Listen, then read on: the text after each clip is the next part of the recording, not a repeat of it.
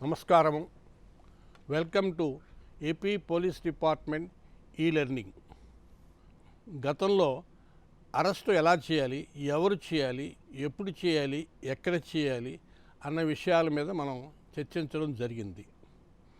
ఇప్పుడు ఇవాళ చర్చించే వ్యవహారం ఏంటంటే అరెస్టు తర్వాత తీసుకోవలసిన చర్యలు ఏమిటని. పోలీస్ ఆఫీసర్ అరెస్ట్ చేయడానికి కాగ్నిజబుల్ అఫెన్సెస్లో ఎప్పుడు చేయాలి, ఎప్పుడు చేయకూడదు అని చెప్పేసి చెప్పడం జరిగింది. దాని ప్రకారంగా కాగ్నిజబుల్ అఫెన్సెస్లో 7 సంవత్సరములు అంతకు తగ్గిన శిక్ష ఉన్న, అంటే అంతకన్నా లోపు శిక్ష, అంటే జైలు శిక్ష విధించబడే నేరాల గురించి సందర్భంలో కొన్ని సందర్భాల్లోనే ఉంటేనే అరెస్టు చేయాలి, లేకపోతే అరెస్టు చేయకూడదని చెప్పడం జరిగింది. ఆ సందర్భాలు లేనప్పుడు ఏం చేయాలన్నది ఇవాళ తెలుసుకుందాం. సెక్షన్ 41A అది అమెండ్ అయింది. దాని ప్రకారంగా 41 కింద అతను అరెస్టు చేయవలసిన అవసరము లేదని పోలీస్ అధికారి భావిస్తే ఆ వ్యక్తిని పై ఒక credible information are reasonable complaint ఉంటే, లేకపోతే రీజనబుల్ సస్పిషన్ ఉంటే ఆ వ్యక్తిని విచారణ కోసం తన ఎదుట హాజరవమని చెప్పేసి ఒక నోటీసు ఇవ్వవచ్చు. ఆ నోటీసులో అతను ఏ రోజుని ఎక్కడ తన ఎదుట హాజరు కావాలో తెలియపరచాలి. అలా నోటీసు ఇచ్చిన తర్వాత ఆ నోటీస్ అందుకున్న ఈ ముద్దాయి, అంటే ఎవరిపైన ఇలాంటి కంప్లైంట్ వచ్చిందో లేకపోతే ఇన్ఫర్మేషన్ వచ్చిందో అతను ఆ నోటీసును అనుసరించి అతని దగ్గర హాజరవ్వవలసిన అవసరం ఉంది. ఆ విధంగా ఆ నోటీసులోని షరతుల్ని ఆ వ్యక్తి అమలు చేసేస్తే ఇంకా అతను అరెస్ట్ చేయవలసిన అవసరము సర్వసాధారణంగా ఉండదు. వాళ్ళ ఏ కారణం చేతైనా ఆ వ్యక్తిని అరెస్టు చేయాలని చెప్పేసి ఆ పోలీస్ ఆఫీసరు అనుకుంటే దానికి గల కారణాలని నమోదు చేయాలి. ఎదురుకు అరెస్టు చేయక్కర్లేదు అనుకున్నాం కదా, మరలా అరెస్టు చేయవలసిన అవసరం ఏమిటండి అని చెప్పేసి మనకి అనుమానం రావచ్చు. అతన్ని ఇంట్రోగేట్ చేస్తున్నప్పుడు, లేకపోతే అతని స్టేట్మెంట్ రికార్డ్ చేస్తున్నప్పుడు కొన్ని సందర్భాలు బయటపడవచ్చు. ఆ బయటపడిన సందర్భాల్లో సెక్షన్ 41 కింద ఏ పరిస్థితుల్లో అరెస్ట్ చేయొచ్చో అవన్నీ మళ్ళా కనిపించవచ్చు. అప్పుడు కనిపించినప్పుడు అరెస్ట్ చేయడానికి అవకాశం ఉంటుంది. అతన్ని ఎదురుకు అరెస్ట్ చేయనంత మాత్రం చేత మరలా అరెస్ట్ చేయకూడదనే నిబంధన ఏమీ లేదు. కానీ ఎందుకు చేస్తున్నావు అన్న కారణాలని తెలియపరుస్తూ ఆర్డర్ రాయాలి. ఇక అతను ఆ నోటీసులో ఉన్న షరతులను అతను భంగం చేసినాడు అనుకోండి, లేకపోతే రాలేదనుకోండి, అప్పుడు కూడా అతన్ని అరెస్ట్ చేయొచ్చు. అంటే ఆ ఫలానా చోటకి రమ్మంటే రాకపోవడం, లేకపోతే ఫలానా తేదీని రమ్మంటే ఆ రోజున రాకపోవడం, ఇలాంటి ఆ నోటీస్ షరతుల్ని అతను భంగం చేస్తే కూడా అతన్ని అరెస్ట్ చేయొచ్చు. ఇది సెక్షన్ 41 కింద అరెస్టు చేయక్కర్లేని సందర్భాల్లో పోలీస్ ఆఫీసర్కు ఉన్న బాధ్యతలు గురించి చెప్పడం జరిగింది. ముందుగా అరెస్టు చేసే పోలీస్ ఆఫీసరు తన డ్రెస్ పైన లేకపోతే బాడీ పైన అతని పేరు, డిజిగ్నేషను స్పష్టంగా కనిపించేలాగా ఐడెంటిటీ మార్క్స్ చూపించుకోవాలి. అంటే మన నేమ్ ప్లేట్లు అంటాం చూడండి, ఆ నేమ్ ప్లేట్లో అతని పేరు మరియు అతని డిజిగ్నేషను, ఎదట ఏ ఎవరినైతే అరెస్ట్ చేయదలుచుకున్నాడో అతనికి స్పష్టంగా కనిపించేలా ఉండాలి. అంటే చిన్న చిన్న అక్షరాలు ఉంటే సరిపోదు, because పెద్ద అక్షరాల్లో ఎదురు వ్యక్తి కనిపించేలా ఉండాలి. తర్వాత అతను అరెస్టు చేస్తున్నట్టుగా ఒక మెమోరాండం తయారు చేయాలి. దాన్ని ఏమంటారంటే అరెస్ట్ మెమో అని చెప్పేసి క్యాజువల్ లూజ్గా మాట్లాడతారు. అది మెమోరాండం అరెస్ట్ తయారు చేయాలి. ఆ మెమోరాండం అరెస్ట్లో అట్లీస్ట్ ఒక సాక్షి సంతకం ఉండాలి. ఆ సాక్షి సంతకం ఎవరు పెట్టాలంటే ఎవరినైతే అరెస్ట్ చేశామో ఆ వ్యక్తి యొక్క బంధువు కానీ, కాకపోతే ఎక్కడైతే అతను అరెస్టు చేయబడ్డాడో ఆ ప్రాంతంలో ఉన్న ఒక respectable person, of the locality, అంటే గౌరవమైన వ్యక్తి యొక్క సంతకం తీసుకోవాలి. ఆ మెమోరాండం ఆఫ్ అరెస్ట్లో ఈ ముద్దాయి అంటే ఎవరినైతే అరెస్ట్ చేశారో అతని యొక్క సంతకం కూడా కౌంటర్ సైన్ అంటారు, దాన్ని తీసుకోవాల్సిన అవసరము ఉంది.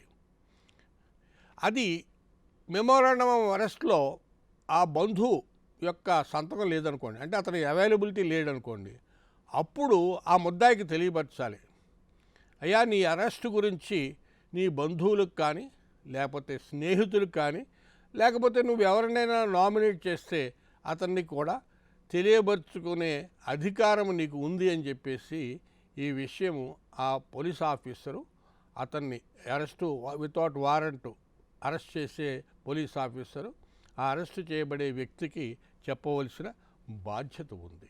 తదుపరి స్టేట్ గవర్నమెంట్ కొన్ని బాధ్యతలు ఉన్నాయి.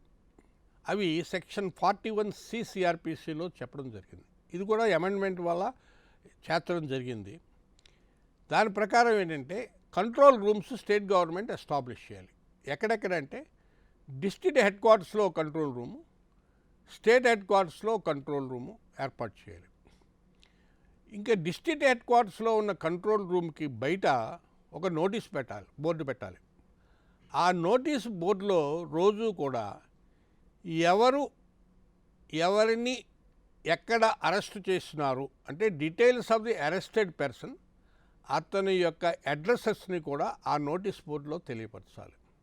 అదే కాకుండా అతన్ని ఏ ఆఫీసర్ అరెస్ట్ చేసినాడు అది కూడా తెలియపరచవలసిన బాధ్యత వాళ్ళకి ఉంది. ఈ డిస్ట్రిక్ట్ హెడ్ క్వార్టర్స్ కంట్రోల్ రూమ్లో ఉన్న కంట్రోల్ రూమ్ యొక్క అధికారికి అన్నమాట. ఇక స్టేట్ హెడ్ క్వార్టర్స్లో ఉన్న కంట్రోల్ రూమ్, ఆ స్టేట్ కంట్రోల్ రూమ్ వారు ఏం చేయాలంటే ఒక డేటాబేస్ తయారు చేయాలి. ఆ డేటాబేస్లో అరెస్ట్ అయిన పర్సన్స్, వారి మీద మోపబడిన నేరాల యొక్క వివరాలు, ఎవరైతే అతన్ని అరెస్ట్ చేసినారు, ఎక్కడ డిటైన్ చేసినారు, ఇవన్నీ వివరాలన్నీ కూడా ఆ డేటాబేస్లో స్టేట్ హెడ్ క్వార్టర్స్లో ఉన్న కంట్రోల్ రూమ్లో నమోదు చేయాలి. ఈ పోలీస్ ఆఫీసర్ గారు ఎవరైతే అతన్ని అరెస్ట్ చేసినారో అతను ఈ పోలీస్ ఆఫీసరు అరెస్టుగా బాగబడిన వ్యక్తికి అతను ఇంట్రాగేట్ చేసే సమయంలో ఒక అడ్వకేట్ని మీట్ అయ్యే అధికారం ఉందని చెప్పేసి తెలియపరచాలి. ఆ హక్కు ఆ అరెస్టెడ్ పర్సన్కు ఉంది. కానీ అతను ఆ అడ్వకేటు త్రూఅవుట్ ఇంట్రాగేషన్లో ఉండాలనే నిబంధన లేదు. ఇంట్రాగేషన్ టైంలో అతన్ని మీట్ అవడానికి ముద్దాయికి అధికారం మాత్రం ఉంది. ఇక అరెస్టు కాబడిన వ్యక్తికి అతని ఏ గ్రౌండ్స్ వల్ల అరెస్ట్ చేయబడ్డాడో చెప్పాలంటే అతని మీద ఉన్న ఏ నేరానికి ఆ నేరము యొక్క వివరాలని, అంటే full particulars of that offence అతనికి చెప్పాలి. అదే కాకుండా అది బెయిలబుల్ అఫెన్స్ అయ్యిందంటే అతనికి చెప్పాలి, నీకు బెయిల్ తీసుకోవడానికి నీకు హక్కు ఉంది, నువ్వు జామీందారులను నువ్వు ప్రొడ్యూస్ చేయొచ్చు అని చెప్పేసి కూడా ఆ పోలీస్ ఆఫీసరు ఎవరో ఆ అరెస్ట్ కాబడిన వ్యక్తికి చెప్పాలి. పైగా ఈ పోలీస్ ఆఫీసర్ ఇంకో బాధ్యత ఏంటంటే ముద్దాయి తను అరెస్ట్ కాబడినట్టుగా చెప్పవలసిన వ్యక్తి, అంటే రిలేషన్ ఉండొచ్చు, బంధువులు అవ్వచ్చు, లేకపోతే అతను నామినేట్ చేయబడిన వ్యక్తి ఉండొచ్చు, లేకపోతే అతని ఫలానా వ్యక్తికి తెలియపరచండి అని తెలియబడితే ఆ వ్యక్తికి ఇలా అరెస్ట్ కాబడ్డాడు అని చెప్పేసి అతనికి చెప్పవలసిన బాధ్యత కూడా ఉంది. అలా చెప్పినట్టుగా ప్రభుత్వం వారు ప్రిస్క్రైబ్ చేసిన ఒక పుస్తకంలో నమోదు చేయాలి. ఇవన్నీ కూడా అరెస్టు చేసిన అధికారి లేకపోతే అరెస్టు చేయబడిన వ్యక్తి పోలీస్ స్టేషన్కి తీసుకొచ్చినప్పుడు ఆ పోలీస్ స్టేషన్ ఇన్ఛార్జ్ ఆఫీసర్ చేయవలసిన బాధ్యతలు. పైగా ఇంకొక మేజిస్ట్రేట్ కూడా ఈ బాధ్యతలను పెట్టారు. ఈ పైన చెప్పినవన్నీ కూడా అమలు జరిగాయా లేదా చూసుకోవాల్సిన బాధ్యత కూడా ఈ ముద్దాయిని తన ఎదుట హాజరుపరిచినప్పుడు మేజిస్ట్రేట్ గారు చూసుకోవాల్సిన బాధ్యత కూడా అతని మీద పెట్టడం జరిగింది. ఇక అరెస్ట్ కాబడిన వ్యక్తిని సోదా చేయవలసిన అవసరం ఉంటుంది. అతని దగ్గర ఏమున్నాయి అని చూడవలసి వస్తుంది.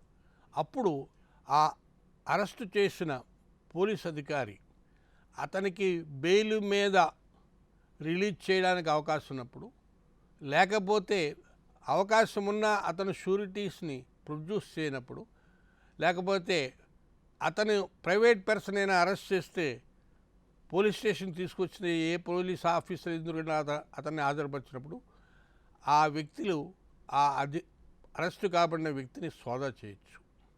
అలా సోదా చేసినప్పుడు అతని దగ్గర ఉన్న వస్తువులు, అన్ని వస్తువులు కూడా కాదు, అందులో ఎక్సెప్షన్ ఏంటంటే నెసెసరీ వేరింగ్ అపెరల్ అంటాం. అంటే అతను శరీరం మీద సర్వసాధారణంగా ఉంచుకునే వస్తువులు అన్నమాట. అంటే కొందరు ఏం చేస్తారంటే ఈ చెవుకు పోగులు ఉండొచ్చు, లేకపోతే ఇంకొక చేతికి ఉండొచ్చు. అలాంటివి కాకుండా మిగతా వస్తువుల్ని స్వాధీనం చేసుకోవచ్చు. ఆ స్వాధీనం చేసుకున్న వస్తువుల్ని యొక్క ఇలా ఫలానా వస్తువులు మీ దగ్గర నుంచి స్వాధీనం చేసుకున్నామని చెప్పేసి ఒక రసీదు ఆ అరెస్టు కాకబడిన ముద్దాయికి ఇవ్వవలసిన బాధ్యత ఉంది. ఇప్పుడు ఒకవేళ అరెస్టు కాబడిన వ్యక్తి ఫిమేల్ అయినట్టే ఒక ఫిమేల్ ఆమెని సెర్చ్ చేయాలి, కానీ మేల్ సెర్చ్ చేయడానికి వీల్లేదు. ఆ సెర్చ్ చేసేటప్పుడు కూడా చాలా గౌరవంగా మర్యాదగా ఆ మహిళని సెర్చ్ చేయాలి. తదుపరి ఒక్కొక్కసారి ఏమవుతుందంటే డేంజరస్ వెపన్స్ ఉంటాయి, అఫెన్సివ్ వెపన్స్ ఉంటాయి.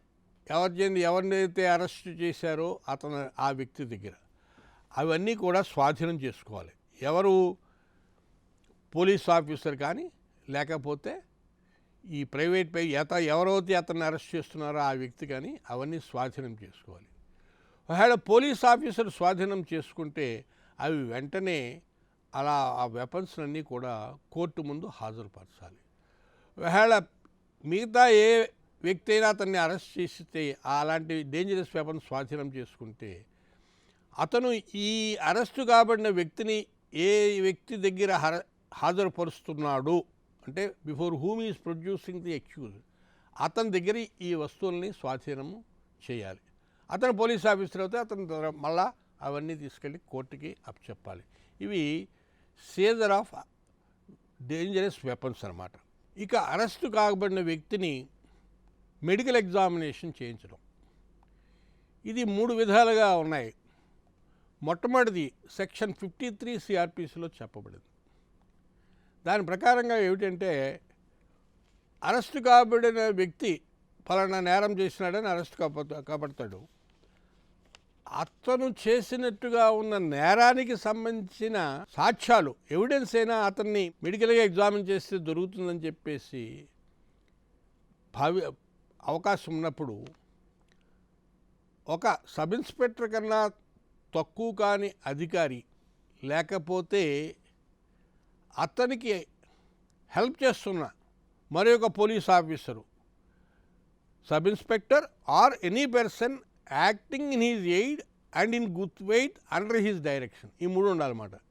అలాంటి వ్యక్తి ఆ పోలీస్ ఆఫీసరు ఒక రిక్వెషన్ ఇస్తే ఎనీ ప్రైవేట్ మెడికల్ ప్రాక్టీషనర్, అంటే మెడికల్ ప్రాక్టీషనర్ అంటే ఏమిటంటే ఎనీ ప్రైవేట్ మెడికల్ ప్రాక్టీషనర్ అంటే మెడికల్ కౌన్సిల్ యాక్ట్ కింద రిజిస్టర్ అయ్యి, పైగా ఈ ప్రొఫెషనల్గా కూడా రిజిస్టర్ అయిన వ్యక్తి ఆ డాక్టరు అతన్ని విచారణ అంటే మెడికల్ ఎగ్జామిన్ చేసే అధికారం అతనికి ఉంది. చేయవలసిన బాధ్యత కూడా ఆ రిక్వెస్ట్ను పొందినప్పుడు చేయాలి. ఆ మెడికల్ ఎగ్జామినేషన్ చేయడానికి అవసరమైన అంటే కనీసమైన ఫోర్స్ కూడా ఉపయోగించవచ్చు. అంటే వాడు ఒప్పుకోకపోతే చేయి పట్టుకుని బ్లడ్ తీసుకోవడానికో వాటికో చిన్న ఫోర్స్ కూడా ఉపయోగించవచ్చు.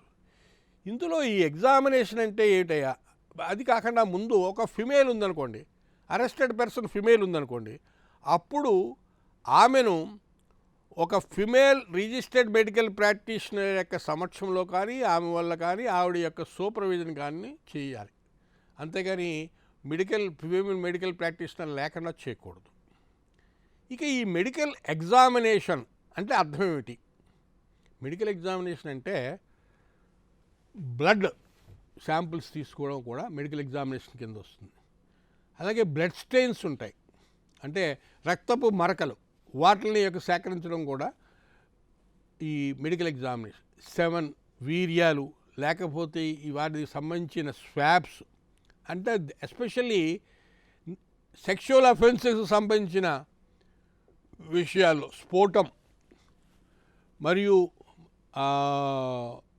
చెమట, లేకపోతే వెంట్రుకలు, లేకపోతే ఈ నెయిల్ క్లిప్పింగ్స్ కూడా తీసుకోవడం కూడా ఎగ్జామినేషన్ కింద వస్తుంది. ఒకసారి ఏమవుతుంటుందంటే ఎస్పెషల్లీ ఈ సెక్షువల్ అఫెన్సెస్లో ఈ ప్రైవేట్ పార్ట్స్లో ప్యూబిక్ హెయిర్లో మీద ఈ సెమను అవన్నీ పడేయడానికి అవకాశాలు ఉంటాయి. అలాగే హెయిర్ కూడా అంటుకోవడానికి అవకాశాలు ఉంటాయి.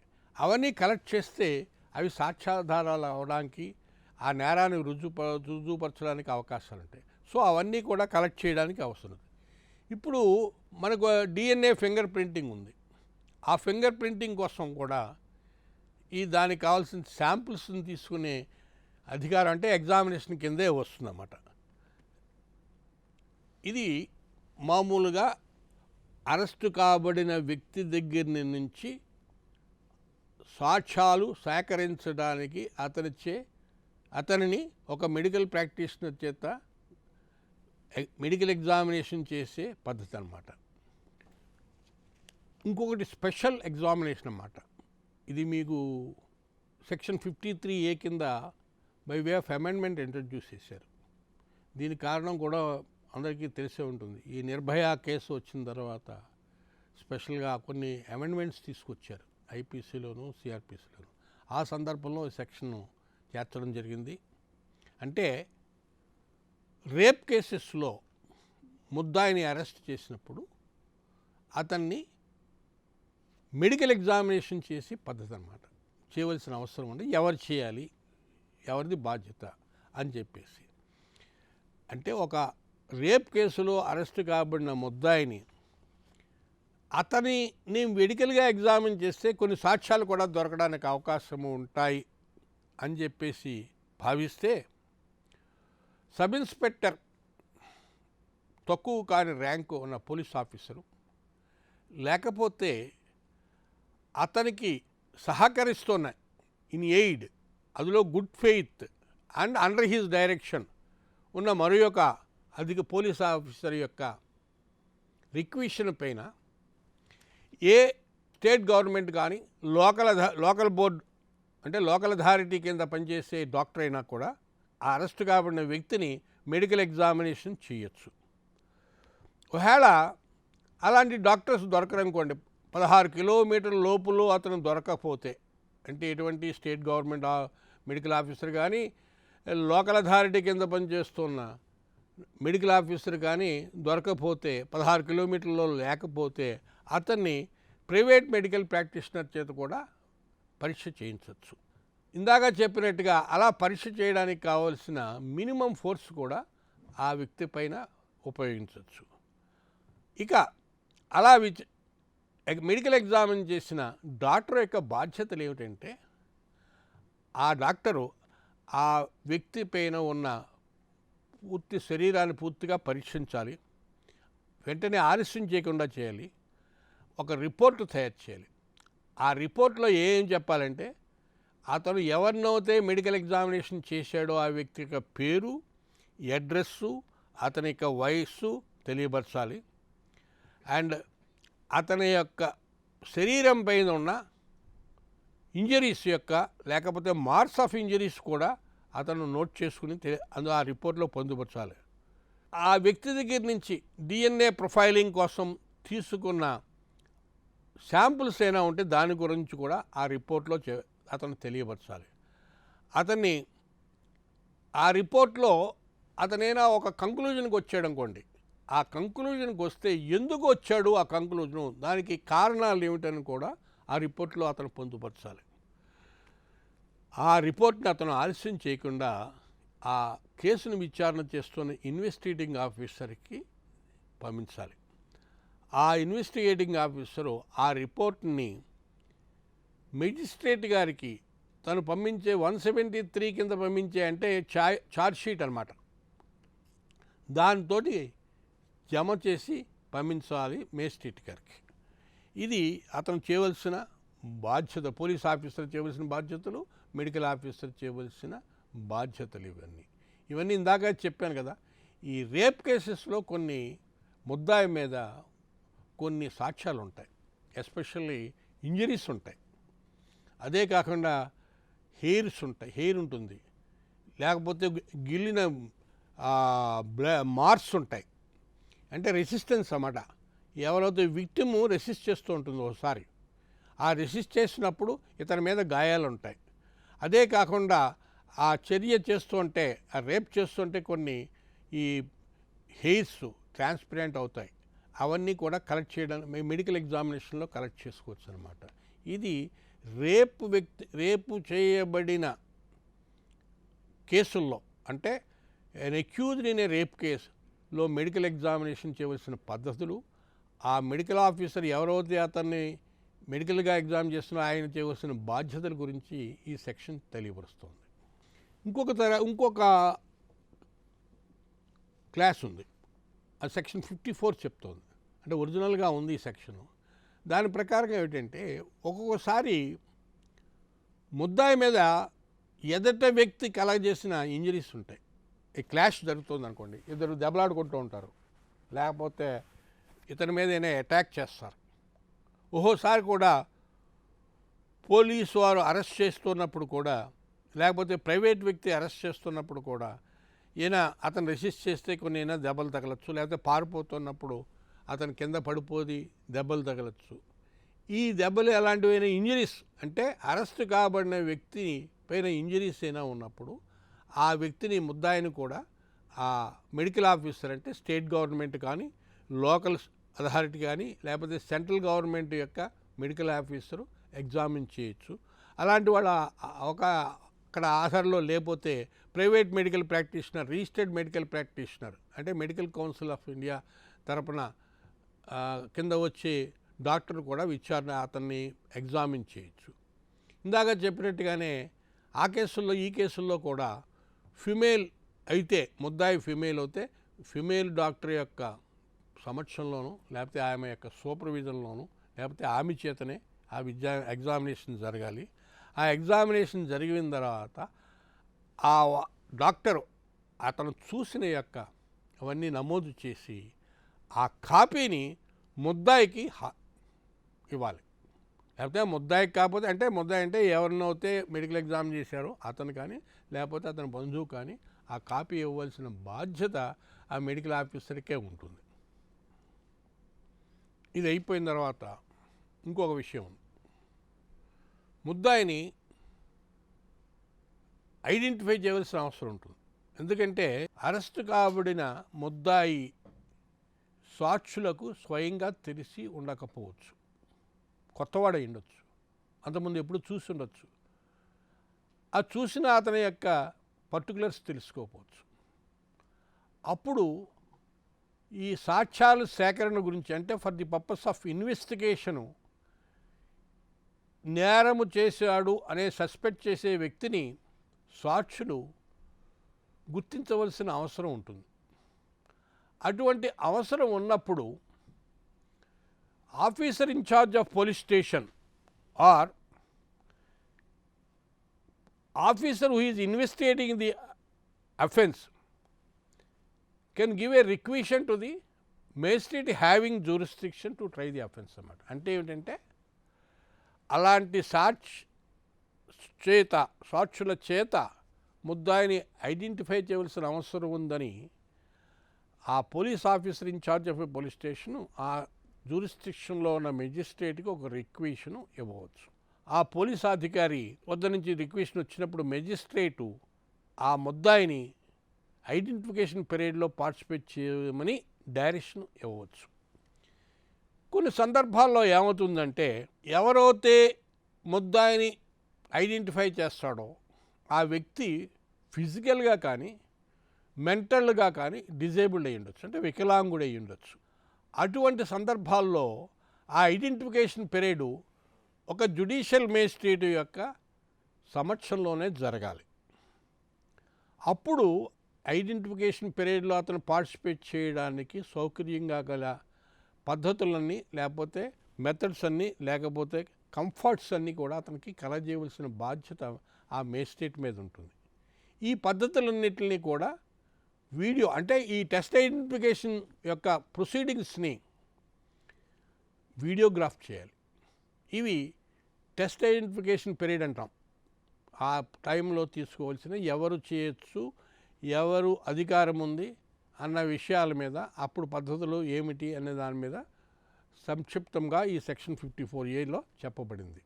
ఒక పోలీస్ అధికారి తను స్వయంగా అరెస్ట్ చేయొచ్చు, లేకపోతే ఇంకొక తన యొక్క కింద పనిచేస్తున్న ఒక ఆఫీసర్ని కూడా అరెస్ట్ చేయమని చెప్పేసి డైరెక్ట్ చేసి అధికారం ఉంది. ఆ సందర్భంలో, అంటే రెండో సందర్భంలో, అంటే అలా డెప్యూట్ చేసినప్పుడు ఏం చేయాలి అన్న పద్ధతుల్ని సెక్షన్ 55 CRPC చెప్తోంది. డెప్యూట్ చేసే పోలీస్ ఆఫీసరు ఒక ఆర్డర్, ఇన్ రైటింగ్ ఆర్డర్ ఇవ్వాలి. అందులో ఏం చెప్పాలి? ఎవరినైతే అరెస్టు చేయాలి, పైగా అతన్ని ఏ నేరాలకి అరెస్ట్ చేయాలి, ఎందుకు చేత అతన్ని అరెస్ట్ చేస్తున్నారు, కారణాలని తెలియపరచవలసిన అవసరం ఉంది ఆ రిపోర్ట్లో, ఆ ఇన్ రైటింగ్ ఆర్డర్లో. అప్పుడు ఎవరికైతే ఈ అధికారాన్ని డెప్యూట్ చేశాడో ఆ ఆఫీసరు అరెస్ట్ చేసే ముందు ఆ పర్సన్కి ఈ నేరాల మీద, లేకపోతే ఈ కారణాల చేత నిన్ను అరెస్ట్ చేయడానికి నాకు అధికారం ఇచ్చినారు, నిన్ను అరెస్ట్ చేస్తున్నాను అని చెప్పేసి అతనికి తెలియపరచాలి. అవసరమైతే తన దగ్గర ఉన్న ఆర్డర్ని కూడా అతనికి చూపించవలసిన అవసరము అతనికి ఉంది. ఇది deputation of powers of arrest to A subordinate officer టైంలో తీసుకోవాల్సిన పద్ధతులు చెప్పడం అయింది.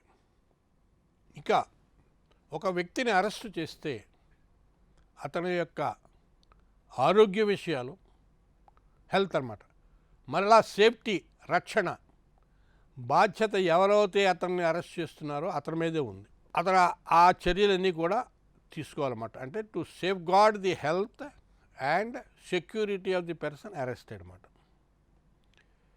అరెస్టు చేసిన వ్యక్తిని, అంటే ఒక వారెంట్ లేకుండా అరెస్టు చేసిన వ్యక్తిని మేజిస్ట్రేట్ గారి దగ్గర కానీ, officer in charge of police station దాన్ని కానీ వెంటనే హాజరుపరచాలి. ఆలస్యం చేయడానికి వీల్లేదు. ఆ అరెస్ట్ చేయబడిన వ్యక్తిని పోలీసు వారు మేజిస్ట్రేట్ హ్యావింగ్ జ్యూరిస్డిక్షన్ దగ్గర ప్రొడ్యూస్ చేయాలి. ఇది కూడా subject to rights of bail. అంటే కొన్ని బెయిలబుల్ అఫెన్సెస్ ఉంటాయి. బెయిలబుల్ అఫెన్సెస్లో అక్కడ బెయిల్ ఇచ్చేయడానికి అవకాశం ఉంది. పోలీస్ ఆఫీసరే బెయిల్ ఇచ్చేయచ్చు. కొన్ని అఫెన్సెస్లో, నాన్ బెయిలబుల్ అఫెన్సెస్లో కొన్ని పోలీస్ ఆఫీసర్కి బెయిల్ ఇచ్చే అధికారం కూడా ఉంటుంది. అలా బెయిల్ ఇచ్చే అధికారం ఉన్న వాడు షూరిటీస్ ప్రొడ్యూస్ చేయలేకపోవచ్చు. అప్పుడు మేజిస్ట్రేట్ గారి దగ్గర ప్రొడ్యూస్ చేయవలసిన అవసరం ఉంది. పైగా ఈ అరెస్ట్ కాబడిన వ్యక్తిని ఏ పరిస్థితుల్లో కూడా 24 గంటల్లోగా, అంటే అరెస్టు చేయబడి నుంచి 24 గంటల్లోగా మేజిస్ట్రేట్ గారి దగ్గర హాజరుపరచాలి. ఇలా 24 గంటల్లో అరెస్టు చేసిన ప్రాంతాన్ని నుంచి, అంటే ప్లేస్ ఆఫ్ అరెస్ట్ నుంచి ఆ మేజిస్ట్రేట్ గారి కోర్టుకి తీసుకురావడానికి పట్టే సమయాన్ని, ఆ ట్రాన్సిట్ని, ఆ సమయాన్ని అందులోంచి ఎక్స్క్లూడ్ చేయొచ్చు. అది కాకుండా మిగతా 24 గంటలు లెక్కేసుకోవాలి. ఇది వెంటనే ముద్దాయిని మేజిస్ట్రేట్ గారి దగ్గర హాజరుపరచవలసిన బాధ్యత పోలీస్ అధికారికి ఉంది. అలా 24 గంటల్లో ప్రొడ్యూస్ చేయాలన్న విషయం కాన్స్టిట్యూషన్లో ఉన్న ఫండమెంటల్ రైట్స్లో ఒక ఫండమెంటల్ రైట్గా కూడా చెప్పడం జరిగింది. ఇలా అరెస్టు కాబడిన విషయాలు officer in charge of a police station district magistrate గారు కానీ, ఆ డిస్ట్రిక్ట్ మేజిస్ట్రేట్ గారు నియమించిన ఒక సబ్ డివిజనల్ మేజిస్ట్రేట్ గారి తెలియపరచాల్సిన విషయం, బాధ్యత ఆ officer in charge of a police station ఉంది. ఒకవేళ వాళ్ళు బెయిల్ ఇచ్చేసినా సరే, వాళ్ళకి ఇలా ఫలానా వాళ్ళని అరెస్ట్ చేసినాం, ఫలానా అడ్రస్ అది, ఫలానా నేరాల కింద అరెస్ట్ చేసినాం అని చెప్పేసి ఆ డిస్ట్రిక్ట్ మేజిస్ట్రేట్కి కానీ, ఆ సబ్ డివిజనల్ మేజిస్ట్రేట్కి కానీ చెప్పాలి. రిపోర్ట్ పంపించాలన్నమాట. ఆయన బెయిల్ మీద విడుదలవుతే బెయిల్ మీద కూడా విడుదలయ్యారని చెప్పేసి కూడా చెప్పవలసిన బాధ్యత officer in charge of a police స్టేషన్కి ఉంది. ఎట్టి పరిస్థితుల్లోనూ కూడా ఈ అరెస్ట్ కాబడిన వ్యక్తిని అతని సొంత పూచీ మీద కానీ లేకపోతే షూరిటీస్ యొక్క మీదగా ఉన్న బాండ్ల వల్ల కానీ బెయిల్ మీద కానీ లేకపోతే మేజిస్ట్రేట్ గారు ఇష్యూ చేసిన ఆర్డర్ ప్రకారం తప్పితే ఇంకొక విధంగా అరెస్ట్ చేసిన వ్యక్తిని డిశ్చార్జ్ చేయడానికి అధికారం లేదు. ఒకవేళ ఆ అరెస్ట్ చేయబడిన వ్యక్తి ఆ లాఫుల్ కస్టడీ నుంచి ఎస్కేప్ అయిపోతాడు, లేకపోతే ఎవరైనా వచ్చి కొందరేమో బలవంతంగా అతన్ని విడిపించుకుని వెళ్ళిపోవచ్చు. అప్పుడు ఇమీడియట్గా ఆ ఆఫీసర్ ఇన్ఛార్జ్ అంటే ఎవరి యొక్క కస్టడీ నుంచి అతను ఎస్కేప్ అయ్యాడు లేకపోతే విడుదల కాబడ్డాడు, రెస్క్యూ చేయబడ్డాడు, అతను వెంబడించి మళ్ళా అరెస్ట్ చేసి ఇండియాలో ఎక్కడైనా అతన్ని వెంబడించి మరలా కస్టడీలో తీసుకునే అధికారము ఆ పోలీస్ ఆఫీసర్కి ఉంది. ఇటువంటి ఈ పర్సూ చేసి అంటే రెస్క్యూ చేయబడినా లేకపోతే ఎస్కేప్ అయిపోయినా కస్టడీలో ఉన్న ముద్దాయిని పర్సూ చేసే అధికారములో సెక్షన్ 47 అంటే హౌస్లో ఎంటర్ అవ్వడము అవన్నీ ఇదివరకు చెప్పడం జరిగింది, అవి కూడా ఇంక్లూడ్ అయ్యి ఉన్నాయి. ఇక తదుపరి ఏంటంటే ఆఖరిసారి అరెస్ట్ అనేది ఒక సిఆర్పిసి కింద కానీ ఏ లా ప్రకారంగా కానీ చెప్పబడినట్టు ప్రకారంగానే చేయాలి తప్పితే ఇంకో విధంగా చేయకూడదు. ఇది ఎందుకని చెప్తున్నారంటే సెక్షన్ 60A కింద ఇది మరలా చెప్పడం జరిగింది. దీని ఇంపార్టెన్స్ ఏంటంటే మొట్టమొదటిలో చెప్పడం జరిగింది, అరెస్ట్ అనేది వ్యక్తి స్వాతంత్ర్యాన్ని హరిస్తోంది. అంటే ఆర్టికల్ 21 కింద ఇచ్చిన ఫండమెంటల్ రైట్ని హరిస్తోంది. ఆర్టికల్ 21లో ఏముందంటే that right can be restricted are can be denied only through a procedure established by law అని ఆర్టికల్ కింద చెప్పింది. అందుచేత ఈ సెక్షన్ 60 మన సిఆర్పిసిలో చెప్పిన పద్ధతుల ప్రకారంగానే లేకపోతే ఇంకొక లా ప్రకారం చెప్పిన పద్ధతుల ప్రకారంగానే ఇది అరెస్ట్ చేయాలి, ఇంకొక విధంగా చేయకూడదని మరి ఒకసారి రిపీట్ చేస్తూ సెక్షన్ 60A చెప్తోంది. ఇది అరెస్టు దానికి సంబంధించిన విషయాలు. దీంతో ఈ అరెస్టుకు సంబంధించిన చర్చ మనం ముగిస్తున్నాం.